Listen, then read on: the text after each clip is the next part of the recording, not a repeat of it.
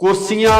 ਬਾਹਰ ਕੱਢਣ ਦੀ ਗੱਲ ਕੀਤੀ ਜਾ ਰਹੀ ਹੈ ਤਾਂ ਉਸ ਨੂੰ ਲੈ ਕੇ ਇੱਕ ਵੱਖਰਾ ਵਿਵਾਦ ਆ ਜਿਹੜਾ ਸੋਸ਼ਲ ਮੀਡੀਆ ਤੇ ਛਿੜਿਆ ਹੋਇਆ। ਆ ਦੇਖੋ ਜੀ ਗੁਰਦੁਆਰਾ ਮਾਲ ਟਾਊਨ ਵਿਖੇ ਜਲੰਧਰ ਵਿਖੇ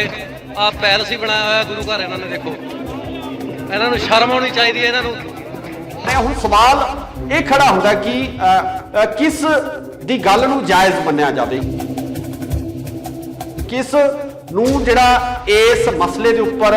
ਜਿਹੜਾ ਸਹੀ ਮੰਨਿਆ ਜਾਵੇ। ਸਤਿ ਸ਼੍ਰੀ ਅਕਾਲ ਜੀ, ਤੁਸੀਂ ਦੇਖ ਰਹੇ ਹੋ ਇੰਡੋਜ਼ ਟੀਵੀ ਆਸਟ੍ਰੇਲੀਆ ਤੇ ਮੈਂ ਹਾਂ ਗੁਰਕਬਾਲ ਸਿੰਘ। ਪੰਜਾਬ ਦੇ ਵਿੱਚ ਭਾਈ ਅੰਮ੍ਰਿਤਪਾਲ ਸਿੰਘ ਆਪਣੇ ਪ੍ਰਚਾਰ ਦੇ ਉੱਪਰ ਵੱਖ-ਵੱਖ ਥਾਵਾਂ ਦੇ ਉੱਪਰ ਜਾ ਰਹੇ ਨੇ ਤੇ ਉਸ ਤੋਂ ਬਾਅਦ ਉਹਨਾਂ ਵੱਲੋਂ ਜਿਸ ਤਰੀਕੇ ਨਾਲ ਗੁਰੂ ਘਰਾਂ ਦੇ ਵਿੱਚੋਂ ਕੁਰਸੀਆਂ ਬਾਹਰ ਕੱਢਣ ਦੀ ਗੱਲ ਕੀਤੀ ਜਾ ਰਹੀ ਹੈ ਤਾਂ ਉਸ ਨੂੰ ਲੈ ਕੇ ਇੱਕ ਵੱਖਰਾ ਵਿਵਾਦ ਆ ਜਿਹੜਾ ਸੋਸ਼ਲ ਮੀਡੀਆ ਤੇ ਛਿੜਿਆ ਹੋਇਆ, ਜਿੱਥੇ ਕਿ ਭਾਈ ਅੰਮ੍ਰਿਤਪਾਲ ਸਿੰਘ ਦੀ ਸਪੋਰਟ ਕਰਨ ਵਾਲੇ ਨੇ ਉਹ ਇਸ ਪੂਰੇ ਮਾਮਲੇ ਨੂੰ ਜਾਇਜ਼ ਠਹਿਰਾ ਰਹੇ ਨੇ ਤੇ ਨਾਲ ਹੀ ਉਹਨਾਂ ਵੱਲੋਂ ਧੰਨ ਸ਼੍ਰੀ ਗੁਰੂ ਗ੍ਰੰਥ ਸਾਹਿਬ ਜੀ ਦੇ ਸਤਿਕਾਰ ਦੀ ਗੱਲ ਕੀਤੀ ਜਾ ਰਹੀ ਹੈ। ਉਹਨਾਂ ਵੱਲੋਂ ਸਾਫ਼ ਤੌਰ ਤੇ ਕਿਹਾ ਜਾ ਰਿਹਾ ਹੈ ਕਿ ਧੰਨ ਸ਼੍ਰੀ ਗੁਰੂ ਗ੍ਰੰਥ ਸਾਹਿਬ ਜੀ ਦੇ ਬਰਾਬਰ ਕੋਈ ਵੀ ਨਹੀਂ ਬੈਠ ਸਕਦਾ ਜਾਂ ਤਖਤ ਜਾਂ ਕਿਸੇ ਵੀ ਤਰ੍ਹਾਂ ਦੀ ਕੁਰਸੀ ਹੈ ਜਿਹੜੀ ਉਹ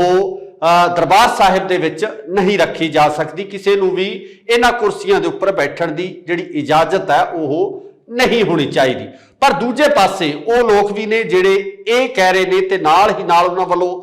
ਤਰਕ ਦਿੱਤਾ ਜਾ ਰਿਹਾ ਹੈ ਕਿ ਜਿਹੜੇ ਬਜ਼ੁਰਗ ਨੇ ਜਿਨ੍ਹਾਂ ਦੇ ਗੋਡਿਆਂ ਦੇ ਵਿੱਚ ਜਾਂ ਢੂਈ ਦੇ ਵਿੱਚ ਕਿਸੇ ਕਿਸਮ ਦੀ ਸਮੱਸਿਆ ਹੈ, ਜਿਹੜੇ ਕਿ ਚੌਂਕੜਾ ਮਾਰ ਕੇ ਬੈਠਣ ਤੋਂ ਸਮਰੱਥ ਨੇ,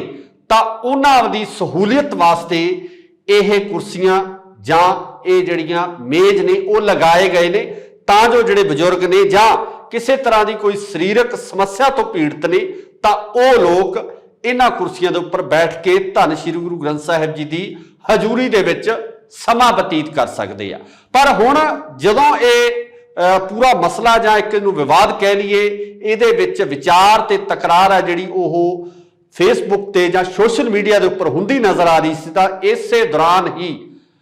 ਭਾਈ ਰਣਜੀਤ ਸਿੰਘ ਢੱਡਰੀਆਂ ਵਾਲਿਆਂ ਵੱਲੋਂ ਇੱਕ ਬਿਆਨ ਦਿੱਤਾ ਗਿਆ। ਉਹਨਾਂ ਵੱਲੋਂ ਜਿਹੜਾ ਇਸ ਮਾਮਲੇ ਦੇ ਵਿੱਚ ਜਿਹੜਾ ਆਪਣਾ ਨਜ਼ਰੀਆ ਪੇਸ਼ ਕੀਤਾ ਗਿਆ, ਉਹਨਾਂ ਵੱਲੋਂ ਜੋ ਕਿਹਾ ਗਿਆ ਕਿ ਜੋ ਇਹ ਕੁਰਸੀਆਂ ਨੇ ਉਹ ਜਾਇਜ਼ ਨੇ ਤੇ ਨਾਲ ਹੀ ਉਹਨਾਂ ਵੱਲੋਂ ਇਹ ਸ਼ਬਦ ਵੀ ਵਰਤੇ ਗਏ ਨੇ ਕਿ ਦਰਬਾਰ ਸਾਹਿਬ ਦੇ ਵਿੱਚ ਜਿੱਥੇ ਧੰਨ ਸ਼੍ਰੀ ਗੁਰੂ ਗ੍ਰੰਥ ਸਾਹਿਬ ਜੀ ਦਾ ਜੋ ਸੁਸ਼ੋਭਿਤ ਨੇ, ਅਗਰ ਉੱਥੇ ਕੋਈ ਕੁਰਸੀਆਂ ਤੇ ਬੈਠਦਾ ਤਾਂ ਉਸ ਨਾਲ ਧੰਨ ਸ਼੍ਰੀ ਗੁਰੂ ਗ੍ਰੰਥ ਸਾਹਿਬ ਜੀ ਦੀ ਬੇਅਦਬੀ ਨਹੀਂ ਹੁੰਦੀ ਆ। ਪਹਿਲਾਂ ਤੁਹਾਨੂੰ ਉਹ ਬਿਆਨ ਸੁਣਾਉਣੇ ਆ, ਫਿਰ ਉਸ ਤੋਂ ਬਾਅਦ ਤੁਹਾਡੇ ਵਿਚਾਰ, ਤੁਹਾਡੇ ਕਮੈਂਟਸ ਆ ਉਹ ਵੀ ਜ਼ਰੂਰ ਲਵਾਂਗੇ ਤਾਂ ਜੋ ਇਸ ਮਾਮਲੇ ਤੇ ਤੁਹਾਡੀ ਕੀ ਰਾਏ ਆ ਉਹ ਜਾਣ ਸਕੀਏ। ਪਹਿਲਾਂ ਤੁਹਾਨੂੰ ਉਹ ਵੀਡੀਓ ਸੁਣਾਉਣੇ, ਸੁਣੋ। ਕੋਈ ਬਜ਼ੁਰਗ ਬਾਹਰ ਉੱਥੇ ਕੁਰਸੀ ਤੇ ਬਹਿ ਜਾਏ, ਕੋਈ ਬਜ਼ੁਰਗ ਫੱਟੇ ਤੇ ਬਹਿ ਜਾਏ, ਇਹਦੇ ਨਾਲ ਬੇਅਦਬੀ ਨਹੀਂ ਹੁੰਦੀ। ਅੱਗੇ ਗੁਰੂ ਗ੍ਰੰਥ ਸਾਹਿਬ ਕੀਤੇ ਹੋਏ ਆ, ਪਿੱਛੇ 500 ਕਿੱਲਾ ਜ਼ਮੀਨ ਆਪਣੇ ਨਾਮ ਤੇ। ਇਹ ਹੈ ਅਸਲ ਬੇਅਦਬੀ। ਜਿਸ ਤਰੀਕੇ ਨਾਲ ਤੁਸੀਂ ਇਸ ਵੀਡੀਓ ਦੇ ਵਿੱਚ ਸੁਣਿਆ ਕਿ ਭਾਈ ਰਣਜੀਤ ਸਿੰਘ ਜੀ ਢੱਡਰੀਆਂ ਵਾਲੇ ਇਸ ਬਿਆਨ ਦੇ ਨਾਲ ਇਹ ਤਰਕ ਦੇ ਰਹੇ ਨੇ ਕਿ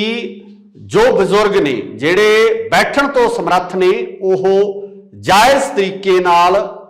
ਗੁਰੂ ਸਾਹਿਬ ਜੀ ਦੀ ਹਜ਼ੂਰੀ ਦੇ ਵਿੱਚ ਬੈਠ ਸਕਦੇ ਨੇ, ਉੱਥੇ ਅਰਦਾਸ ਬੇਨਤੀ ਜੋਦੜੀ ਕਰ ਸਕਦੇ ਨੇ ਕਿ ਉਹ ਆਪਣੇ ਪਰਿਵਾਰ ਵਾਸਤੇ, ਆਪਣੇ ਬੱਚਿਆਂ ਵਾਸਤੇ ਜਾਂ ਸਰਬੱਤ ਵਾਸਤੇ ਅਰਦਾਸ ਕਰਨ ਵਾਸਤੇ ਪਹੁੰਚਦੇ ਆ ਤਾਂ ਉਹਨਾਂ ਦਾ ਵੀ ਹੱਕ ਬਣਦਾ ਹੈ। ਇਸ ਨਾਲ ਜਿਹੜੀ ਕੋਈ ਬੇਅਦਬੀ ਨਹੀਂ ਹੁੰਦੀ ਆ। ਤੇ ਦੂਜੇ ਪਾਸੇ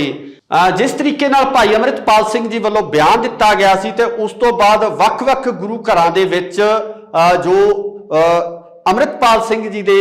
ਇਸ ਬਿਆਨ ਨਾਲ ਜੋ ਇਤਫਾਕ ਰੱਖਦੇ ਨੇ, ਉਹਨਾਂ ਨਾਲ ਸਹਿਮਤ ਨੇ, ਤਾਂ ਉਹਨਾਂ ਵੱਲੋਂ ਜਿਹੜੇ ਕੁਰਸੀਆਂ ਤੇ ਜਿਹੜੇ ਉਹ ਬੈਠਣ ਵਾਲੇ ਸੋਫੇ ਨੇ ਉਹ ਬਾਹਰ ਕੱਢੇ ਜਾ ਰਹੇ ਨੇ। ਉਸ ਦੀਆਂ ਤਸਵੀਰਾਂ ਵੀ ਅਸੀਂ ਤੁਹਾਨੂੰ ਨਾਲ ਦਿਖਾ ਰਹੇ ਹਾਂ। ਹੁਣ ਸਵਾਲ ਇਹ ਖੜਾ ਹੁੰਦਾ ਕਿ ਕਿਸ ਦੀ ਗੱਲ ਨੂੰ ਜਾਇਜ਼ ਮੰਨਿਆ ਜਾਵੇ, ਕਿਸ ਨੂੰ ਜਿਹੜਾ ਇਸ ਮਸਲੇ ਦੇ ਉੱਪਰ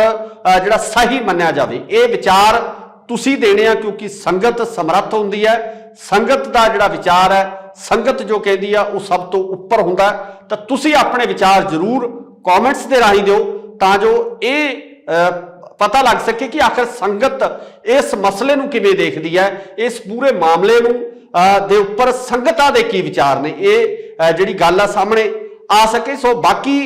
ਜਿਸ ਤਰੀਕੇ ਨਾਲ ਸੰਗਤ ਦੇ ਵਿੱਚ ਜਾਂ ਜਿਹੜੇ ਸੁਣਨ ਵਾਲੇ ਨੇ, ਚਾਹੇ ਉਹ ਭਾਈ ਅੰਮ੍ਰਿਤਪਾਲ ਸਿੰਘ ਜੀ ਦੀ ਵਿਚਾਰ ਨਾਲ ਸਹਿਮਤੀ ਰੱਖਦੇ ਨੇ ਜਾਂ ਜੋ ਭਾਈ ਰਣਜੀਤ ਸਿੰਘ ਢੱਡਰੀਆਂ ਵਾਲੇ ਨੇ ਉਹਨਾਂ ਦੇ ਵਿਚਾਰਾਂ ਨਾਲ ਸਹਿਮਤੀ ਰੱਖਦੇ ਨੇ, ਉਹਨਾਂ ਦੇ ਵਿੱਚ ਇੱਕ ਵਾਰ ਜਿਹੜੀ ਸਥਿਤੀ ਆ ਉਹ ਵਿਚਾਰਾਂ ਦੇ ਤਕਰਾਰ ਦੀ ਜ਼ਰੂਰ ਬਣ ਗਈ ਆ। ਸੋਸ਼ਲ ਮੀਡੀਆ ਦੇ ਉੱਪਰ ਇੱਕ ਤਕਰਾਰ ਦੀ ਸਥਿਤੀ ਜ਼ਰੂਰ ਬਣ ਗਈ ਆ, ਜਿਸ ਸੰਬੰਧੀ ਮੈਨੂੰ ਲੱਗਦਾ ਕਿ ਕਿਤੇ ਨਾ ਕਿਤੇ ਜਿਹੜਾ ਪੰਥ ਵਾਸਤੇ ਜਾਂ ਜਿਹੜੇ ਜੋ ਸਿੱਖ ਧਰਮ ਨੂੰ ਪਿਆਰ ਕਰਨ ਵਾਲੇ ਨੇ, ਸਿੱਖ ਧਰਮ ਦੇ